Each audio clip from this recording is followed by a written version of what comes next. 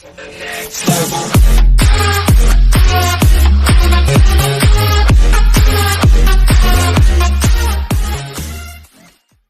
a Virginia water park, a judgment-free event for families of children with autism. When the floater popped up in the water park pool Saturday, Whitney Ellenby sprang into action, using a gloved hand to deftly remove the waste. "They don't understand who we are. We pee in the..." Now she was pleading with water park staff to allow the children to return. She remembered that sometimes pee happens, and Ellenby wasn't about to let it ruin the evening of fun shed planned for more than 500 Washington area families of children with autism. Over the past decade, Ellenby, a former civil rights lawyer at the Justice Department, has organized dozens of events at pools, gyms, movie theaters where children with autism and their families can come and be themselves.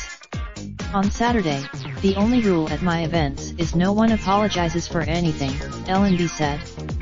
"You can clap. Autism is a developmental disorder characterized by delayed speech, avoidance of eye contact, repetitive behaviors, and sensitivity to stimuli like noise, light and temperature. According to the center, the number of behaviors our kids exhibit in public, especially when frightened, can feel humiliating enough that parents would rather keep their kids locked away at home than endure the judgment and confusion," Ellenby said. Children with autism and their parents are often made to feel unwelcome in public places. If an autistic child, no one worried about that Saturday. One little boy held his hands to his ears as he waited in line to go down a water slide. Another yelled, "For parents." The events, organized through Ellenby's charity, Autism Ambassadors, are an opportunity for families to let loose in a relaxed and compassionate setting. "If we have a meltdown, we will be in good company.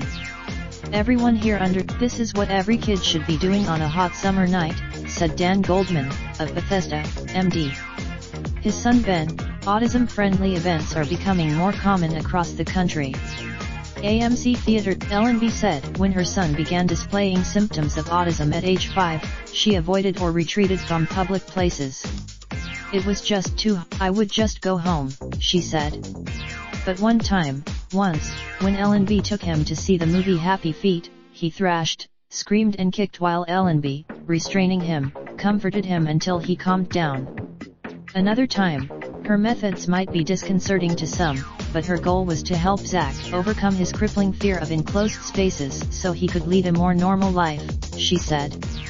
While Zach is still, for many of the parents at Splashdown, autism-friendly events also are opportunities for their children to learn to overcome their fears and slowly acclimate to increasingly chaotic and noisy situations, as they'll have to do if they want to live with any independence.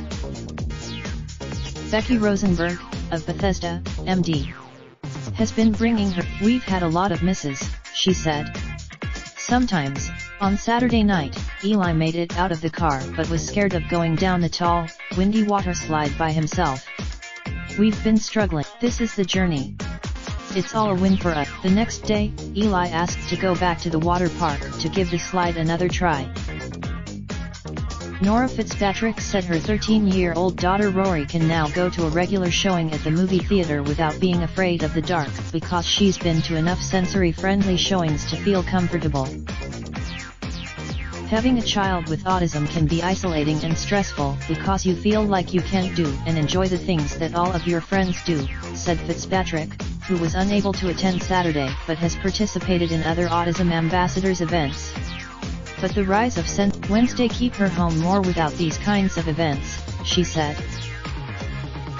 Emily Esfatani-Smith, a freelance journalist in Washington, D.C., is the author of The Power of Meaning and a community reporter for the Aspen Institute's Weave the Social Fabric project. Raindrop, drop top smoking, no cooking the hot pot. Fucking on your bitch, yeah, that. Looking up, open the park pot.